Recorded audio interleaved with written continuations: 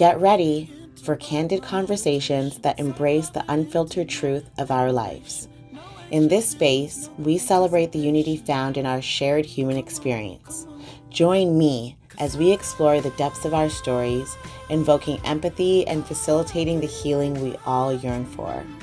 This is Pages of Me podcast, where authenticity is our compass and the unfiltered truth sets us all free. Welcome to another episode of Pages of Me podcast. I'm your host, Kezia, and today we have an amazing guest, Tai, also known as Red Maat, Red Maat. She is a certified 500-hour registered yoga teacher, a therapist, a writer, and an amazing vocal activist. So excited to have you. I'm so excited to be here. Hi, everyone. On Pages of Me podcast. And we met in such a great way through our mutual friend, Janelle. She was saying, like, okay, I'm really excited for you to take this yoga class.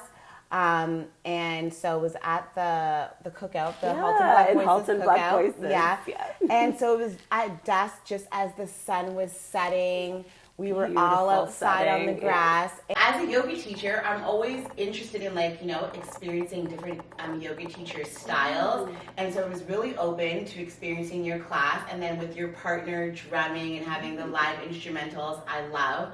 And then just the perfect setting of, we're all in the grass, it's dusk, the sun is setting, and all these black people in a circle, and you leading. And it was my first time ever practicing kinetic yoga. And we talk about decolonizing so many things in life, so many activities, but a lot of people don't understand that, back in Africa, in ancient Africa, we practiced yoga, and they do think it came from India, and then people have colonized it here in North America, but yoga is a very widespread practice for a lot of indigenous people. They may call it a different name. Absolutely. But if you look at it, the poses are, so the same. They mirror each other. Yeah, they mirror each other.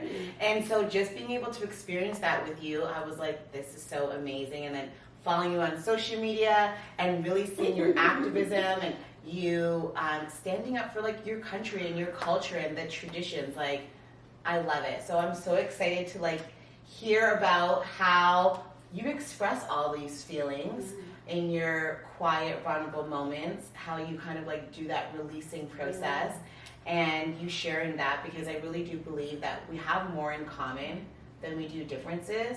And sometimes it really takes us just to share our story for people to be feel connected and resonated, that happened to me too, or I felt that way too. And it takes away from, I'm the only one going through this. Yes. It takes away from, because I'm black, or it's because I'm this, or it's because I'm this.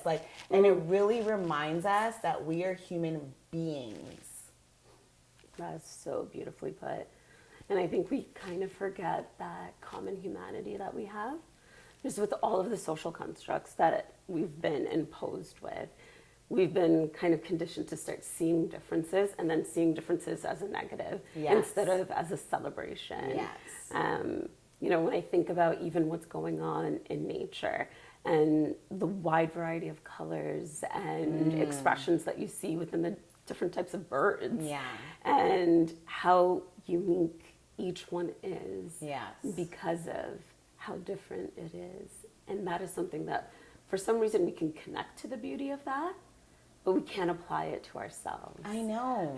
And I never knew this, but they say every snowflake that falls, it's unique.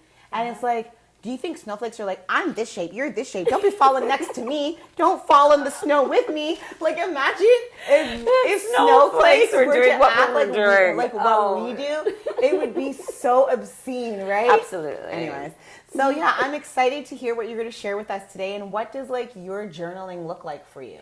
So my journaling is really everything. Sometimes it is messy and ugly based off of my emotion at the time, and I just want to pour things out into my writing. Other times it comes through a recount, and that recount of what happened is something that I can reflect on later on. Other times it's learning, and other times it's poems. Love. Yeah, and I actually brought a poem today because it was really encapsulating what's been going on for me with everything that's been going on within all of the intersects of who I am. Yes. Yeah. Okay, well, I'm excited to hear. Read away. Okay, so let me pick out my phone. So I actually transferred it over into my phone. And where do you normally journal? So I normally journal using I have like 5 or 6 books at a time. Right, okay. Same. Each one is for something a little bit different. Oh, so sometimes I kind of intermix them. I'm like, oh yeah, this is supposed to be my readings journal, and this is supposed to be my daily. But I totally understand. Yeah. So this is a page from my poetry journal. Beautiful. Again, sometimes poems just help express something that a journal entry doesn't always complete. And when did you write this? So I wrote this, the date's right here. I wrote it October 7th. So this one Of this year? Of this year. October 7th, 2023. Yeah. Okay. Yeah. And so I called this one Closing. How can I reach you when I can't locate myself? How can I hold you when I can't sense myself? How can I witness you when I can't see myself? The fog is thick. The forest is dense. The darkness is blinding. There's an aimless energy that shrouds me. There's a weight that both traps and pushes me. There's a wall that entraps me. My compass is broken. My mind is locked. My voice is stolen. A shell without definition. A shadow without source. A being without presence. I've created this place to escape. Far out of reach. Far from him. Once a fortress, now a dungeon. Many have glanced by, attempts have been made, all have thus failed. He comes on dragon wings, a luminous light breaks, a warrior to break chains. I have been waiting without knowing, I have been praying without knowing, I have been yearning without knowing. Silver and gray. Lines and markings, beauty and beastly. Am I worthy of being saved?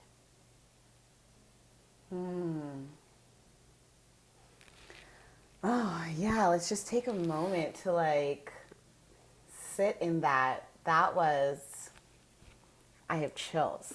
That was, oh, wow. I'm just going to take a moment to sit in that. That was beautiful.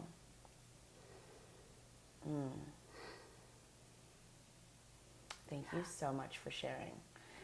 Thank you so much for sharing that. That moved me. I have chills. It's evoking some feelings in me that is unexplainable, but please tell me the inspiration and where that came from and what it means. Yeah.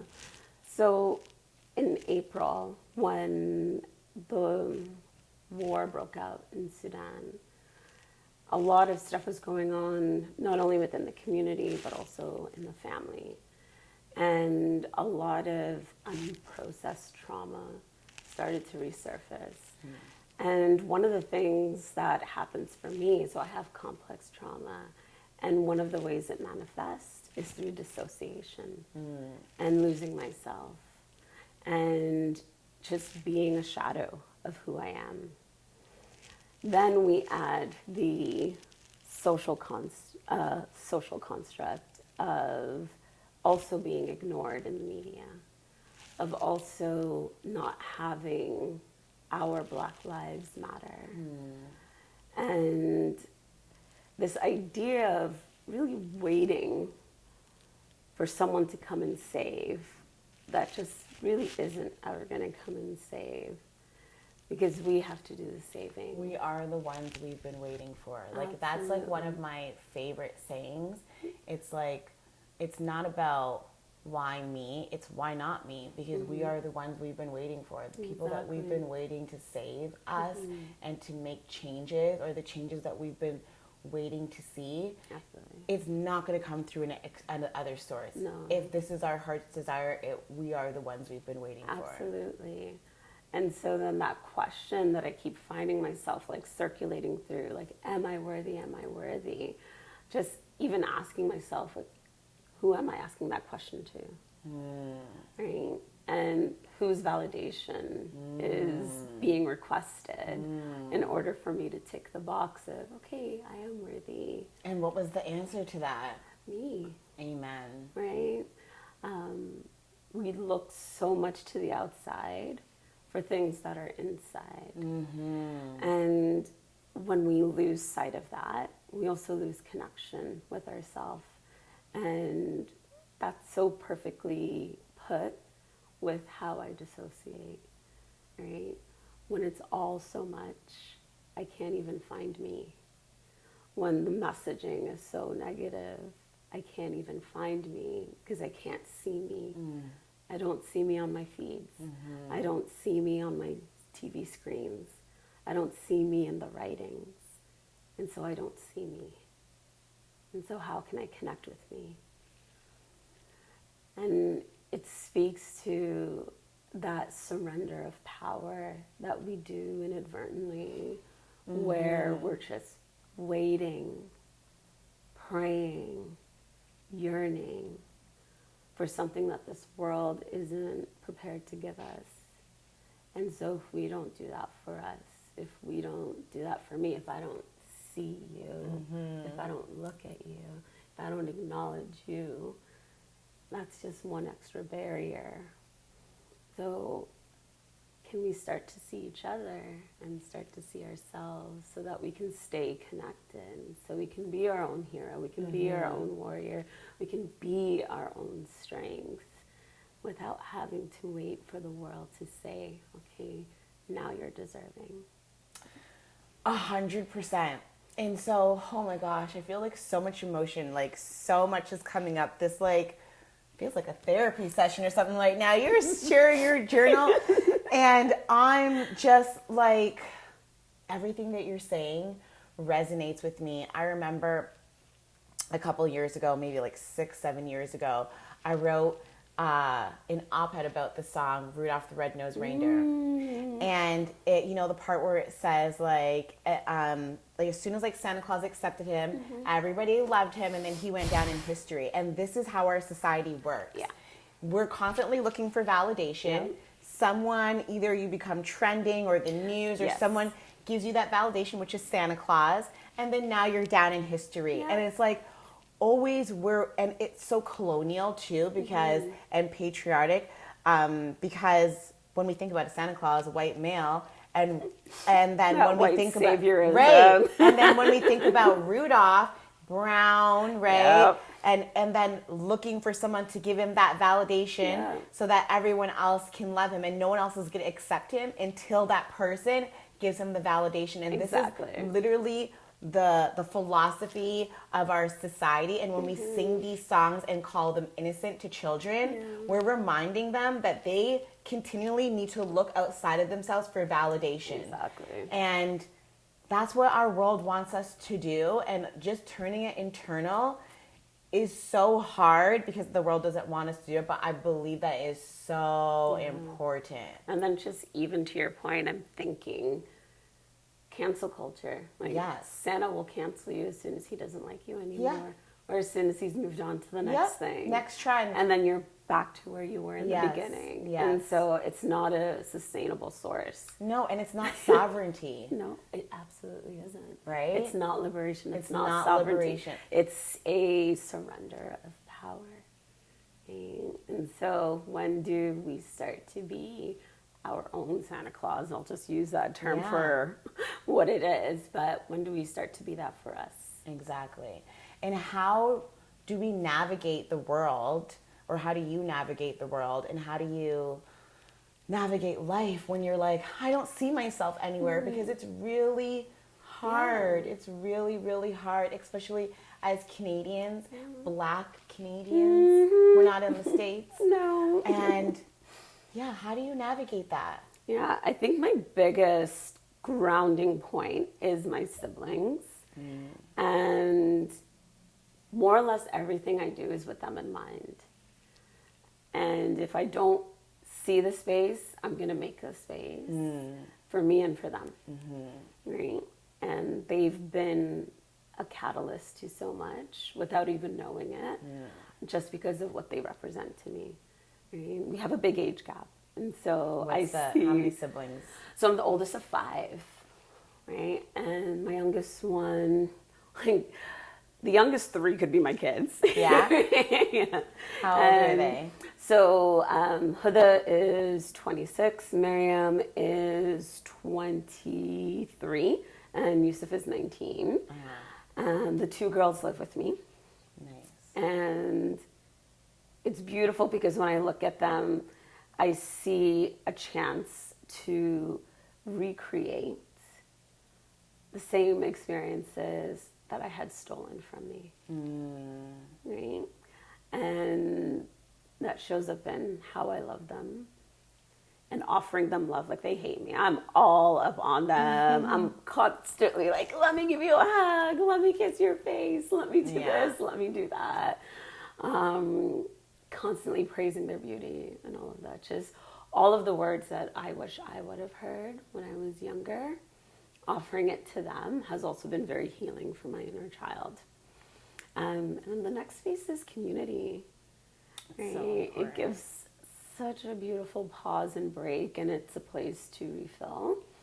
And not all skin folk are kinfolk, and I've walked into 100%, girl. Make it plain. Let's just make it plain. Even black people can uphold white supremacy. Thank you. Even black people can uphold colonialism over us. And that's why I'm like, I love Zora Neale Hurston. All skin folk ain't kinfolk. Make it plain. Exactly. And so there's been many spaces where I've walked in, and it's like, you look like me, but you're not me, because you're invested in something that's quite detrimental to us, and I'm not playing that game anymore. Yes, and you know what it reminds me of? You know Audre Lorde. This is my favorite quote from her. The master's tools will not dismantle the master's house. Thank you. So many times as black people, we're thinking we have to master colonial tools to break down the master's house, and all we're doing is building it up more. We can't use the same tools that they used to build their house to break it down. We need to come with our sovereignty, come with our liberation, maybe in a form of what are those big circle things that when they break down houses and like buildings? You know when like you're destroying the bulldozer. Oh, but it's like that little circle thing. Do you know what it's called? Yeah, I know what you mean. Wrecking ball? Wrecking ball. We coming in like a wrecking ball. That shit up. And with love. Let's this wrecking ball is filled of love, but we will not use your tools to dismantle the system that we know was not made for us. We will come with a wrecking ball of love and break it down, and then we will use our own tools and rebuild that house. Absolutely. And the funny thing is, it's not even just not made for us. It is hell-bent on destroying us. 1,000,000%. And you'll get those little exceptions here and there of success that they use for sure. to be like, well, it can't be that bad. XYZ made it. Maybe you just weren't trying hard enough. Yeah. You're not working hard enough. Yeah, definitely. And black people will say that to you too. Like, if you work hard, you'll make it in life. Will you though? In what society? Will you though? In what reality? Okay. Yeah. Yeah, no. Another colonial mindset they've taken on and now have put this on themselves, and then we'll put it on to the next generation. And as you said, it's breaking us down. It's making us feel inadequate. It's not uplifting us. And we are not lazy. This world would not exist without black people. Thank you. Who built it? Thank you. Thank you.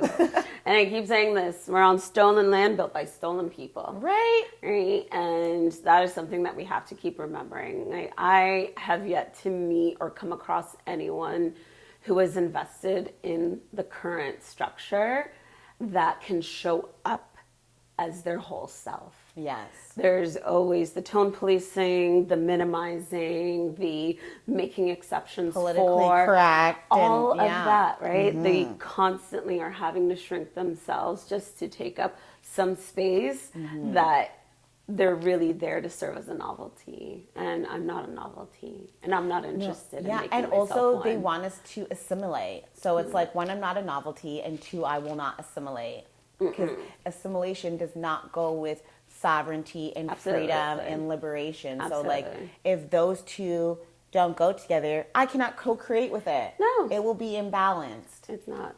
Like, the power dynamics that are at play are absolutely ridiculous. And anytime I find myself walking into a space, I think of that song. I can't remember the name of the creator, but I think of that song that she did for Black Lives Matter, or just like black on black, Yeah, black I on love black, that song. black Yeah, on yeah. black. I love the right? video, everything. Love it. Everything. So for me, I'm just like, that's the energy. And if I can't come into a space with that energy, then it's not my space. Then it's not a space for you. Right? And if you're creating something that is sort of kind of cool, guess what? I'm going to create it, but I'm going to make it black. I'm going to make it real black. I love it. I love it. I love it. And so even like reading back that poem and like having reflection, what does it make you think of now? And have you shared it with anyone, and what were their thoughts? So I actually saved the sharing until now. Uh-huh. So I was just like, I'm like, okay, this is going to be the first space and place where I read it out loud, where I share it. In terms of reflection, the more I read it, the more it just ignites a fire in me. The more I read it, the more I'm reminded of kind of my call. Right? Like, what am I here for? Yeah, why did you come to Earth? Why am I here? Like, why did the ancestors, like, bring me here? Yeah. And what was it that they were praying for? Yes. That I'm supposed to be fulfilling? Yes. And so, yes. if we say we're our ancestors' dream and we're keeping ourselves locked into systems of oppression, can we be the answered prayers that our ancestors prayed? Like, and I do believe that, like, my grandma and grandpa grew up with no parents, super poor. They prayed a lot of how they wanted their lives to be and how they wanted their future children's, grandchildren's lives to be. And I am a reflection of my grandparents' prayers. And I'm so super grateful to be that. Like, I love being their answered prayer in living form. And that is, and I also, you know, hope that for like my son and for other people around, like, you know, be that living ancestor. Like, we're channeling our ancestors by being that living ancestor. Beautifully said. And for me, it's so great because when I think of my grandma, you know, she gave me my name. I was supposed to have another name. And she came and she's like, no. I'm choosing the name. And what does your name mean? Yeah, so my full name, Kezia, means to facilitate through God's grace. And that is you. Wow. Yeah. Wow. You're giving us real chills today. Right? And that so is you. She chose that. She chose that very intentionally and very explicitly. And the ancestors told her. Yeah. And so for me, it's just like, okay, well, what do I owe her? What do I owe my ancestors? Well, number one, like, I'm going to create space, right? Number two, I'm going to take up space. Amen. And number three, I owe them joy. Yes. I owe them happiness. Yes. And I owe them authenticity. And rest. And rest, yes. Because those were things that were not given to them. And so if I deny myself those things, I'm also denying their prayers. Yes. Right? And so there is that, like, drive of, like, making sure I'm doing my calling, but then at the same time, there is that desire and passion to honor all of their labor, to get me into a space and place where I can have a midday nap. Right? Where I can just sit and enjoy reading. Yeah. Where I can just practice yoga and be. Yes. Right? And it's like, you're in the space of, I am living my ancestors' prayers. Yeah. So every episode, I ask the same 3 closing questions, just to kind of get a gauge of like that person, see where they're at. And plus, I think it's fun to ask the same questions and hear the different answers, the different way that people reply. So the first question is, how do you find positivity in moments of contrast, particularly during challenging times? So I'm living through a challenging time right now, right? And my culture's been a massive source of positivity. I'm so thankful for social media because I'm still able to see stuff that I don't have access to right now. So our traditional wedding ceremonies are a space and place that I love. The art that creators have been making, the contents that they've been sharing that just celebrate Black joy, Black excellence, Black liberation, just seeing Black folks doing, creating, and making beautiful things. Like Black folks being. Black folks being. Like, there's no way that I can't spend just a few minutes with that and not feel just joy and positivity when shit is getting hard. I'm allowed to curse. Yeah.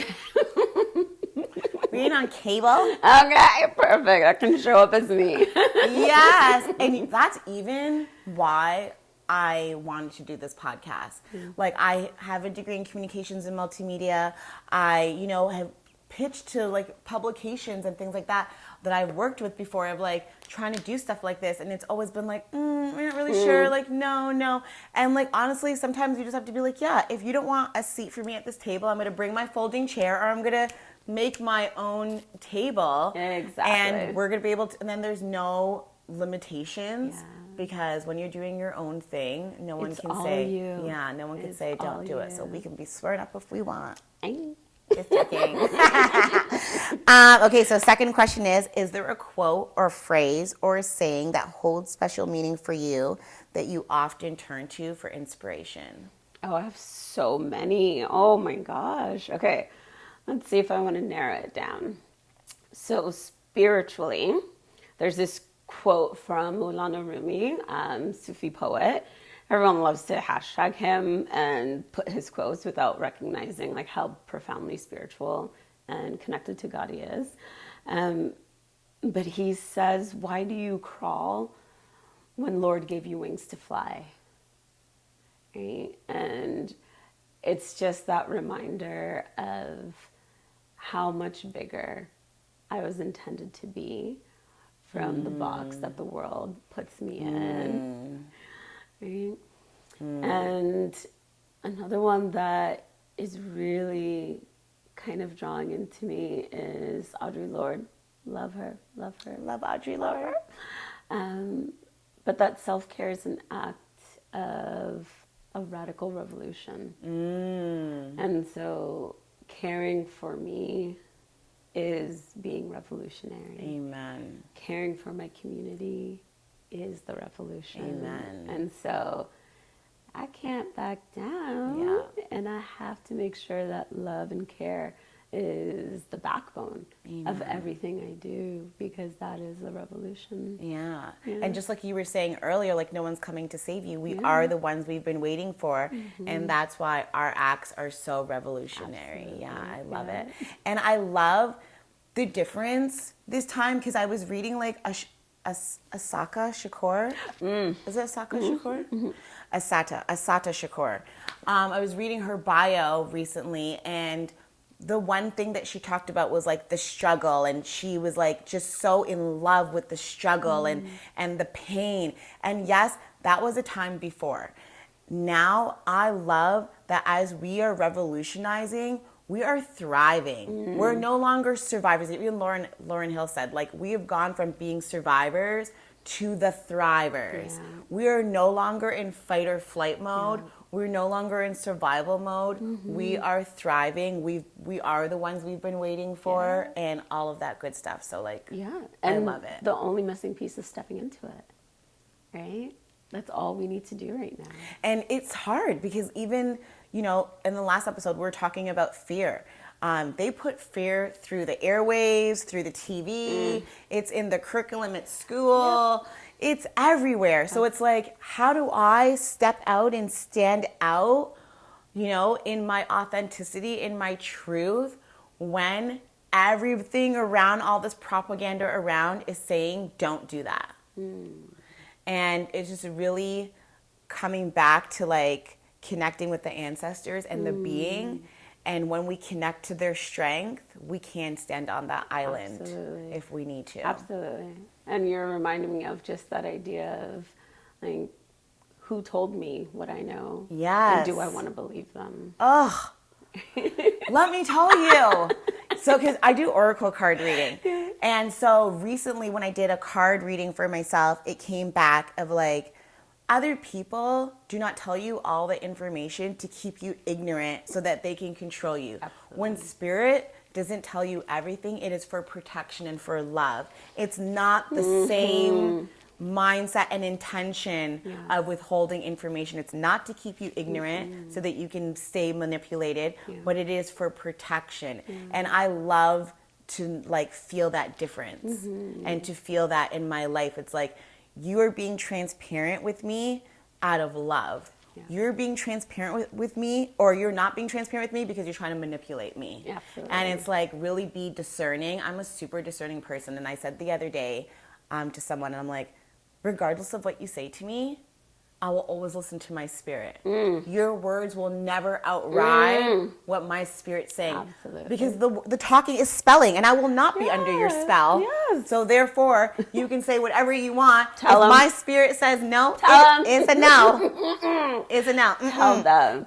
Get somebody else to do it. I love that. Remember that I meme? love that. Yeah. Get somebody else to do it. Next. I'm about to be saying that later today. Yeah. Get somebody else to do it. So, like, I love it. Absolutely. Okay, last question is, what are 2 things that you're grateful for today? My siblings and my blackness. Love it.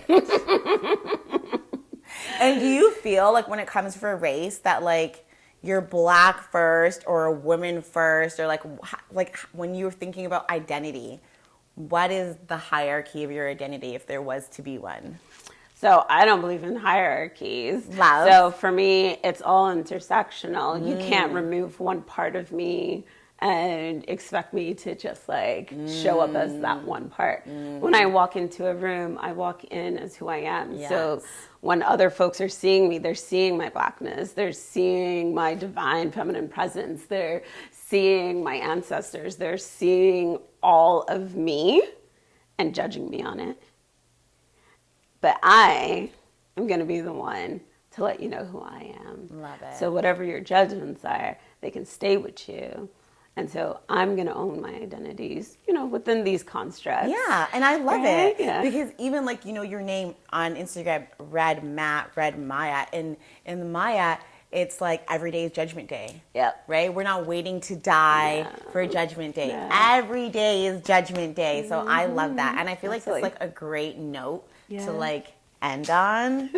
So thank you so much, Tai, for Thank you. being here today on Pages of thank Me you. podcast. You guys can follow her on social media at red, RED _ Maat, MAAT, right? Yep. Yeah, you guys follow her on Instagram, look her up. She's amazing. It's been like such a pleasure to have you this for like having talk with me. you and Yeah. being honest. And I hope that this moves someone the way that it moved me. Like, I feel like even after I'm gonna watch back this was like a life class, like a TED Talk life class or something, like a life coaching session that I needed, especially for the time and the space that I'm going through in my life right now. I needed everything that you said. So thank you. Thank you. Thank you so Thank much. you so much. My hands are Thank you, sweaty, dear. but That's thank okay. you. I love it. Yes. Thank you.